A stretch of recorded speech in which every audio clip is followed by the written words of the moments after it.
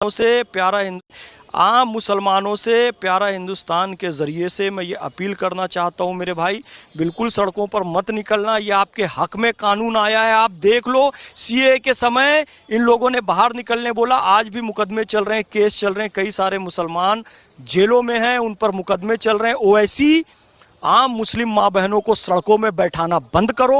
दम है तो अपनी पत्नी, अपनी बेटी, अपनी माता, उनसे लाकर सड़क में आंदोलन कराओ। आम मुस्लिम खातूनों को सड़क पर नहीं निकालो। दम है तो अपने सगे भाई, अपने पिता, अपने बेटे, इन लोगों को सड़कों पर लाओ। आम मुस्लिम नौजवानों को रोजगार से जुड़े रहने दो, वक्फ का जो उनका हक मिल रहा है मिलने दो। उनके कैरियर के साथ मत खेलो। वैसी मुस्लिम पर्सनल लॉ बोर्ड और जो सही मुसलमान है, ख्वाजा गरीब नवाज से भारत में इस्लाम आया है। ख्वाजा गरीब नवाज के दर से संदेश आ चुका है। नसरुद्दीन चिश्ती साहब ने कहा है ये बिल मुसलमानों के हक में है, मुस्लिम महिलाओं के हक में है। मुस्लिम पर्सनल लॉ बोर्ड की महिला चेयरमैन है, उन्होंने कह दिया है। इमाम ऑर्गेनाइजेशन के अध्यक्ष मौलाना उमैर इलियासी साहब ने कह दिया है। शहाबुद्दीन रिजवी साहब को कहते थे बड़े कट्टरपंथी हैं, वो भी कह रहे हैं जी नहीं नहीं नहीं, ये बिल तो मुसलमानों के हक में है। तमाम प्रगतिशील मुसलमान इस बिल के साथ हैं। और आम मुसलमानों से भी गुजारिश है, आप बहुत भोले हो, मासूम हो, किसी की बहकावे में आकर सड़क में मत आओ। वक्फ एक्ट आपके हक में है।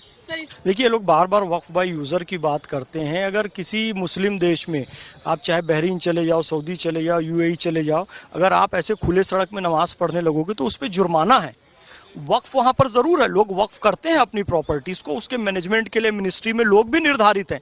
लेकिन ऐसा नहीं है कि किसी भी प्रॉपर्टी को आपने कह दिया जी फलानी बिल्डिंग वक्फ की है, ये सब वहाँ नहीं है। इतनी स्वतंत्रता केवल भारत में ही है। एक श्वान से पूछा गया कि भाई अमेरिका जाएगा क्या, कहे अमेरिका नहीं जाऊँगा। एक श्वान से पूछा गया भाई चाइना जाएगा क्या, वहाँ तो बड़ी सुविधाएँ हैं, अमेरिका में बड़ी सुविधाएँ हैं। वो कहता है मैं वहाँ नहीं जाऊँगा, मैं भारत जाऊँगा। क्यों? अमेरिका तो इतना बढ़िया देश है, वहाँ क्यों नहीं जाएगा? कहा साहब मैं श्वान हूँ, भोंकने की जो स्वतंत्रता भारत में है वो दुनिया में कहीं पर भी नहीं है।